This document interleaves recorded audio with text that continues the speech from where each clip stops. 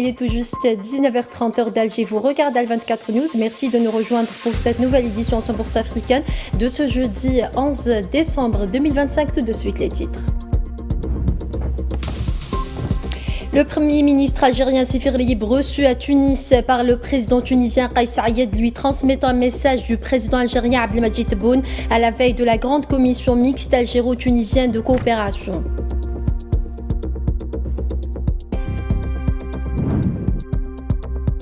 Grande commission mixte algéro-tunisienne de coopération, le ministre d'État, ministre des Affaires étrangères de la communauté nationale à l'étranger et des Affaires africaines, Ahmed Attaf, a co-présidé ce jeudi à Tunis avec son homologue tunisien, Mohamed Ali Nafti, la réunion du comité de suivi algéro-tunisien.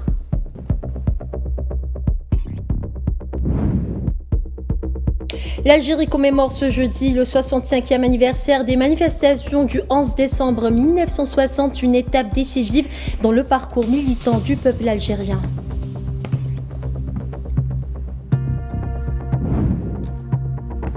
FIFA Coupe Arabe 2025, l'équipe nationale algérienne peaufine ses derniers préparatifs pour le quart de finale de la Coupe Arabe FIFA 2025 prévue demain face aux Émirats Arabes Unis.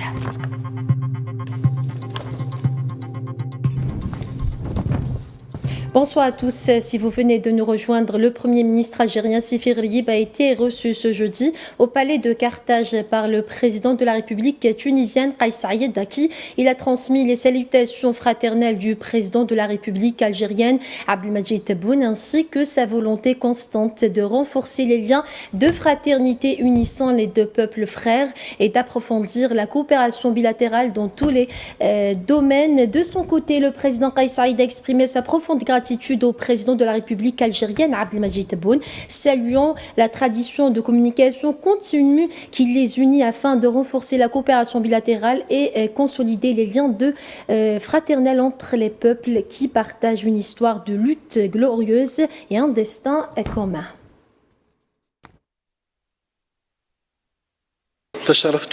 J'ai eu l'honneur en ce début de visite en République tunisienne de rencontrer son Excellence le président Kais Saïed, à qui j'ai transmis les salutations fraternelles du président de la République, M. Abdelmadjid Tebboune. Je lui ai également exprimé de manière particulière l'attention toute spéciale que porte le président Abdelmadjid Tebboune au développement du partenariat stratégique ainsi que la volonté forte qu'il nourrit de poursuivre le travail avec le président Kais Saïed en vue de faire progresser le partenariat entre nos deux pays vers davantage de complémentarité stratégique, de développement solidaire et intégré, conformément à l'approche adoptée lors de la visite d'État effectuée par le président Abdelmadjid Tebboune en Tunisie en novembre 2021. Pour sa part, son Excellence le président Kais Saïed a exprimé toute l'estime particulière qu'il voue à son frère le président Abdelmadjid Tebboune, ainsi que sa volonté de poursuivre le travail avec lui en vue de renforcer le partenariat entre les deux pays. Dans ce cadre, j'ai écouté avec une grande attention les analyses précieuses de son Excellence le président Kais Saïed concernant les moyens de renforcer la coopération bilatérale et de mobiliser toutes les capacités disponibles afin d'élever le partenariat à des niveaux supérieurs. Par la suite, le Premier ministre algérien Sifir Lieb a co-présidé à Tunis aux côtés de la chef du gouvernement tunisien Sarah Zafrani les travaux du Forum économique algéro-tunisien. Ce forum qui se tient la veille de la 23e session de la grande commission mixte algéro-tunisienne de coopération vise à renforcer et approfondir les liens de coopération économique, commerciale et d'investissement entre les deux pays.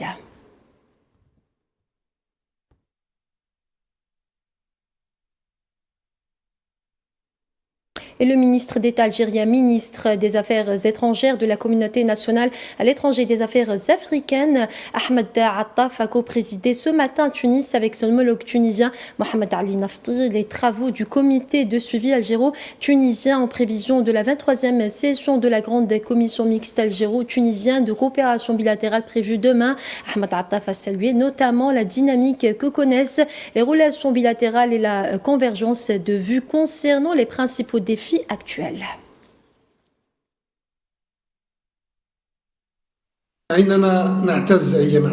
Nous exprimons notre grande fierté quant à la dynamique remarquable que connaissent actuellement les relations algéro-tunisiennes, une dynamique qui se manifeste à travers 3 dimensions principales, politiques et sécuritaires, économiques et humaines.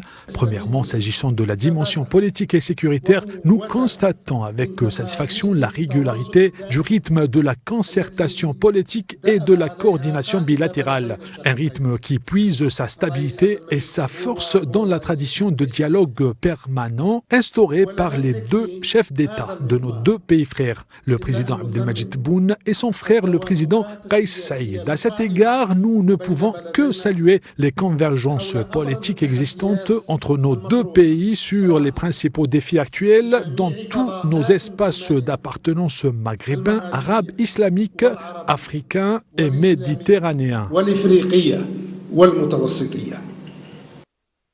Et les échanges commerciaux entre l'Algérie et la Tunisie ont augmenté de 42% en 3 ans, atteignant 2,3 milliards de dollars en 2024, a précisé le ministre d'État, ministre des Affaires étrangères de la Communauté nationale à l'étranger des Affaires africaines, Ahmed Attaf. On l'écoute.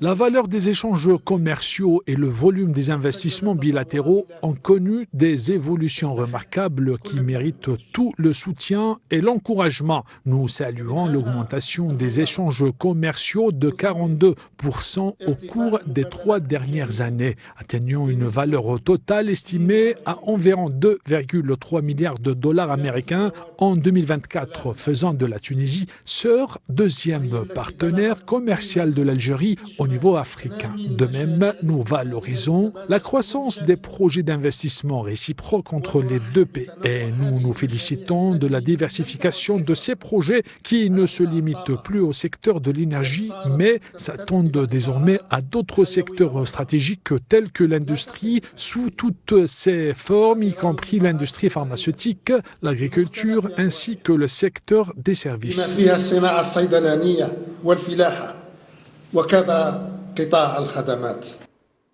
Et l'Algérie et la Tunisie renforcent leurs liens humains à travers la facilitation des déplacements. Le développement des zones frontalières devient une priorité partagée pour consolider la coopération. Notre conviction demeure que ce volet humain constitue le pilier fondamental garantissant la durabilité et la solidité des relations algéro-tunisiennes face à tout défi futur. Nous saluons les mesures visant à renforcer les liens entre nos 2 peuples, notamment à travers l'amélioration des services de transport terrestre et aérien, ainsi que la reprise des liaisons ferroviaires. L'afflux important de touristes algériens en Tunisie en est une illustration significative. Enfin, j'insiste sur l'importance particulière accordée au développement des zones frontalières, devenues une priorité commune. Ces régions, véritables points de rencontre entre nos citoyens, doivent être consolidées par une approche de développement global.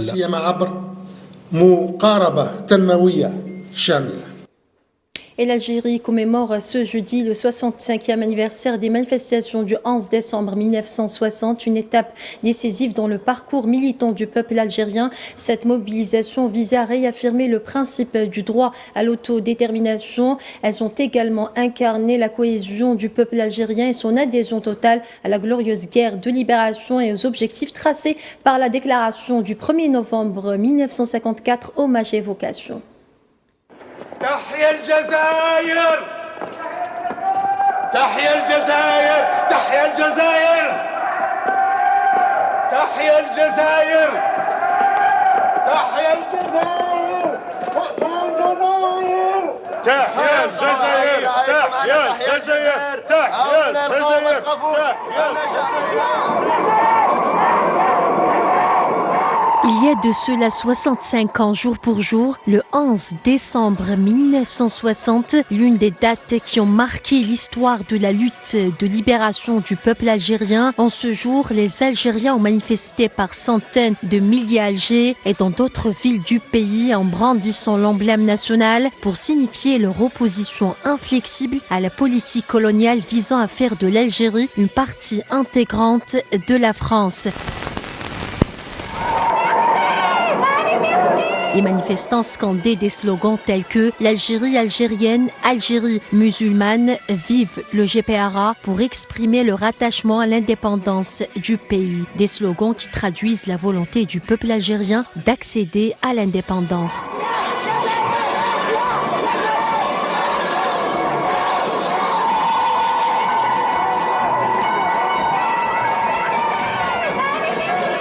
À travers ces manifestations qui ont démarré dans les quartiers populaires de la capitale à l'instar de Belouizdad ex-Bilkour, El Madania ex-Alambier et Bab el-Oued, le peuple algérien entendait bien exprimer son adhésion à la révolution et son soutien et attachement indéfectible au Front de libération nationale et à l'Armée de libération nationale.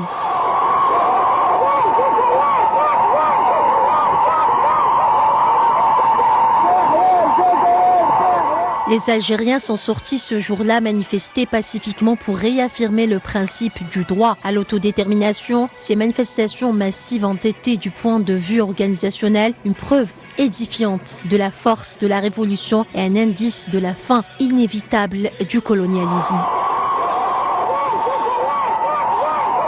Sur le plan diplomatique, ces manifestations, de par le retentissement international, ont conforté les positions du gouvernement provisoire de la République algérienne en tant que représentant légitime du peuple algérien dans les négociations pour l'indépendance qui se profilaient. En effet, à l'occasion de la 15e session de l'Assemblée générale de l'Organisation des Nations Unies, une résolution reconnaissant le droit à l'autodétermination et à l'indépendance du peuple algérien et la nécessité de négociations algéro-françaises pour trouver une solution pacifique sur la base de l'intégrité territoriale de l'Algérie a été adoptée le 20 décembre 1960.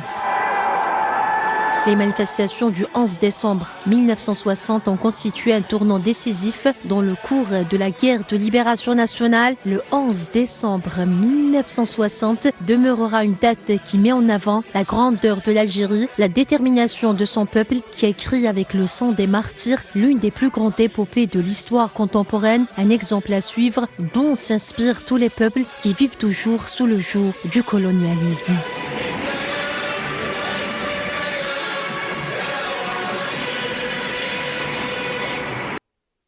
Et parmi les dates qui ont marqué l'histoire de la lutte de libération du peuple algérien, celle du 11 décembre 1960, de grandes manifestations se sont produites provoquant un retentissement dans le monde. Pour en parler, nous avons le plaisir de recevoir Mustafa Ait Mouhoub, journaliste et écrivain spécialiste des questions de décolonisation.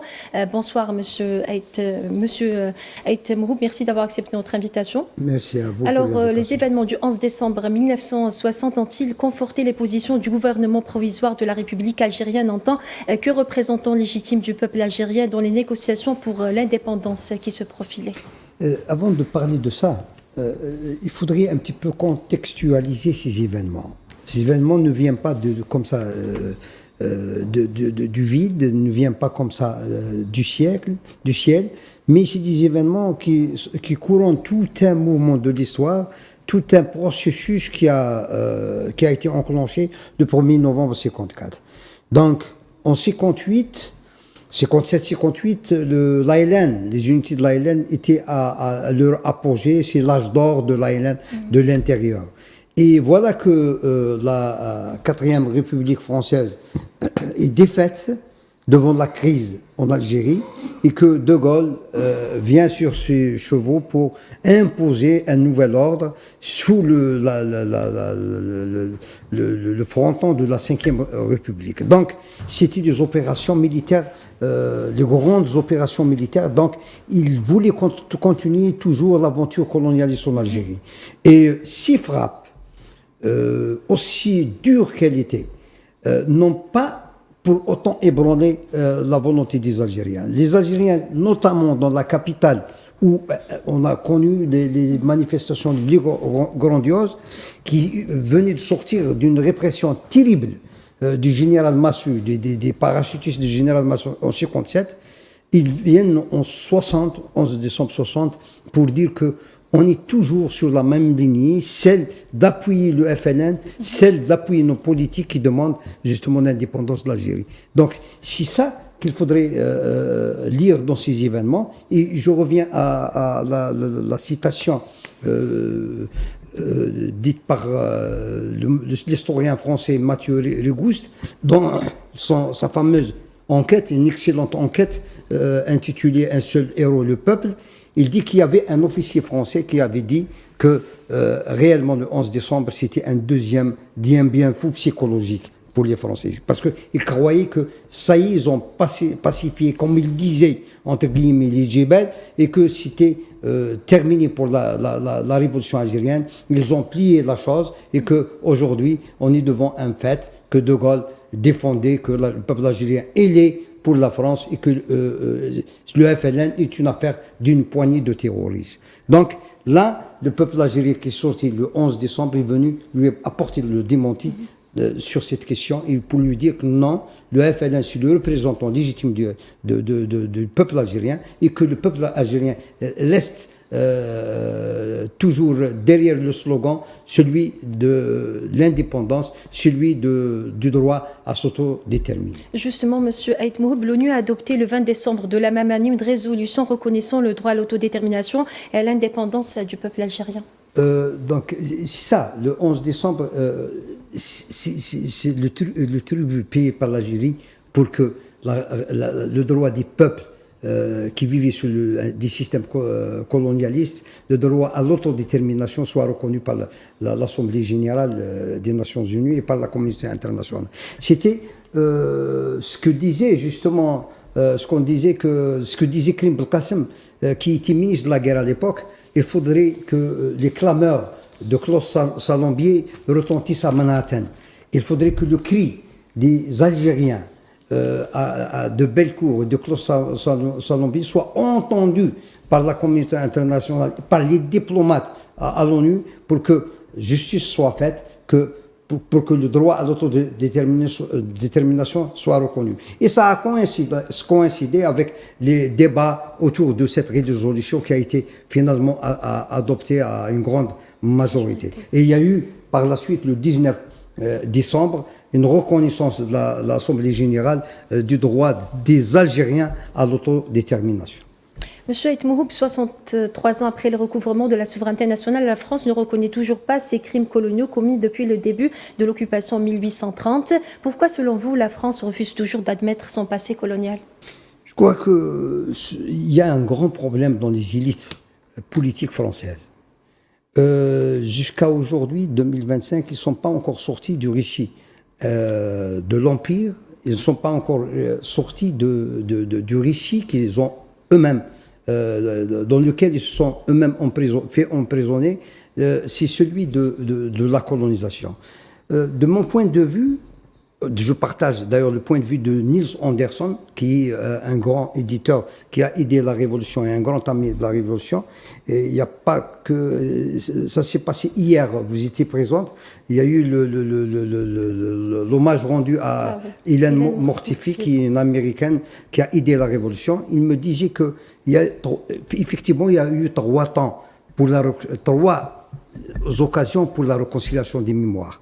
Mais là, ça prouve, 63 ans après, que l'impossibilité d'une réconciliation des mémoires, parce que chaque partie a sa propre mémoire. Donc il y a eu en 62 les négociations d'Évian, donc il y a eu une chance pour une réconciliation des mémoires qui n'a pas eu lieu, parce que l'indépendance de l'Algérie a été arrachée sur le terrain.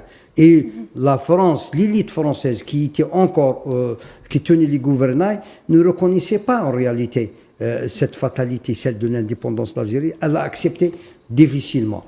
Et ensuite, il y a eu le temps des historiens.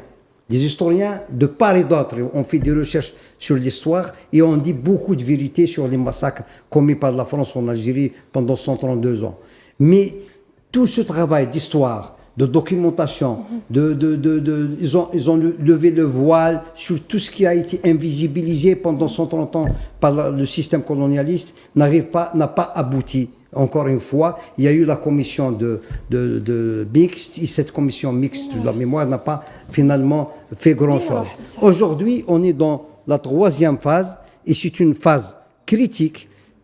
Cette phase, c'est pas la reconnaissance, c'est l'incriminalisation de la colonisation. C'est-à-dire, maintenant, les peuples colonisés doivent militer et militer vigoureusement pour faire valoir leur droit à criminaliser le fait colonialiste. Merci M. Haït Mohou pour votre intervention. Je rappelle que vous êtes journaliste et écrivain spécialiste des questions de décolonisation.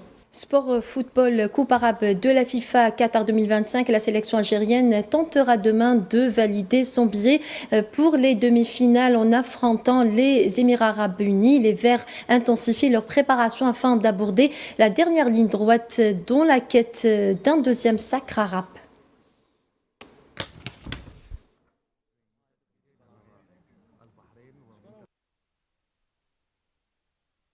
Aujourd'hui, quart de finale contre les Émirats arabes unis. Voilà, comme je le disais dans la conférence de presse, on a atteint la première étape maintenant, place au quart de finale, élimination directe ou qualification directe. Donc voilà, comme je le disais depuis le début, chaque match est une finale. Et là, on est sur un autre match qui est aussi une grande finale. Donc voilà, on s'est préparé, on se prépare, surtout le volet récupération qui est très important dans cette compétition qui est assez spéciale, où on joue tous les 3 jours. Donc dernière séance aujourd'hui pour bien peaufiner la préparation du match de demain, Inch'Allah. Tout d'abord, c'est une compétition où il y a beaucoup de matchs rapprochés, donc forcément le volet récupération est super important, mais voilà, on a la chance d'être bien entouré par un staff médical de qualité avec beaucoup de matériel, donc voilà, on profite un maximum et voilà, on est en forme pour demain, Inch'Allah. La 20e session du comité intergouvernemental de sauvegarde du patrimoine culturel immatériel de l'UNESCO, réunie ce jeudi dans la capitale indienne New Delhi, a reconnu de manière claire et explicite la primauté de l'Algérie dans l'enregistrement du Kaftan comme élément essentiel de son riche patrimoine culturel. À cette occasion, le même comité a décidé de modifier le nom de l'élément inscrit en 2024 sur la liste représentative du patrimoine culturel immatériel de l'humanité, en y incluant explicitement le Kaftan. Je vous remercie, Monsieur le Président. J'aimerais tout d'abord réagir à l'intervention d'un État observateur en disant que malheureusement, le responsable de cette situation est celui qui a été à l'origine des irrégularités. Encore une fois, nous sommes là pour les soulever et pour essayer de prévenir le fait qu'elles n'arrivent plus à l'avenir. Nous sommes en toute bonne foi présents dans ce comité. Nous sommes engagés dans l'intégrité de cette convention. Nous souhaitions soulever à l'attention des comités et du secrétariat ces irrégularités et je suis heureuse de savoir que certains membres estiment que peut-être certaines pratiques devraient être clarifiées pour que nous soyons tous traités de la même manière au sein de ce comité. Le dossier de ce Kaftan soulève des irrégularités qui nous imposent de réfléchir. Où va ce comité si on continue à être aussi tolérant? Donc c'est pourquoi nous avions proposé des amendements. Je vois que la délégation du Paraguay a présenté un autre amendement, Haïti. Et voilà, c'est ainsi que s'achève cette édition. Merci à vous de nous avoir prêté attention. Excellente suite des programmes sur Al24 News et à demain.